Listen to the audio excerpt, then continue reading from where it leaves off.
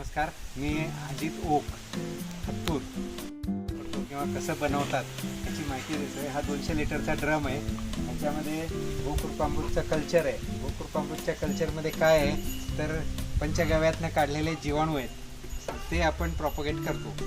त्याच्यामध्ये ते पंचगव्यातले जीवाणूवालं गोकृपामृत, त्याच्यानंतर 2 किलो गूळ आणि 2 लिटर गाईचं ताक, देशी गाईचं, हे सगळं मिक्स करतो.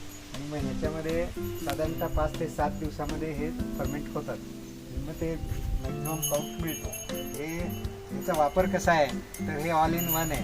हे इन्सेक्टिसाईड आहे, फंगिसाईड आहे, फर्टिलायझर आहे, वेट क्लीनर आहे, हे सगळ्यासाठी काम करतं. सॉईल कंडिशनर आहे, माती एकदम भुसभुशीत बनवतं हे कल्चर. आणि युजर फ्रेंडली आहे. म्हणजे तुम्हाला बाकी जीवामृत वगैरे गाळून ड्रिपमध्ये सोडायला थोडासा त्रास होतो किंवा ते गाळलं जात नाही, त्याला मॅनपॉवर जास्त लागते, इनपुट्स पण जास्त लागतात. हे सगळ्या दृष्टिकोनातून युजर फ्रेंडली आहे.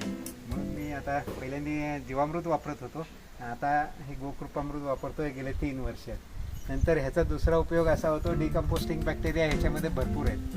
ते हा समोर दिसते शेणाचे ढीग आहेत, ते साधारणतः 50 ते 55 दिवसामध्ये हे शेणखत तयार होतं. फक्त एक लेअर बाय लेअर टाकतो. कोल्ड प्रोसेस आहे याच्यामध्ये, गरम होऊ द्यायचं नाही. आणि प्रत्येक लेअरला एक करायला हे गोकृपामृत शिंपडतो. हे शिंपडल्यावर ते जीवाणू त्याच्यात काम करतात. 50 ते 60 दिवसामध्ये हे छान गांडूळ खतात.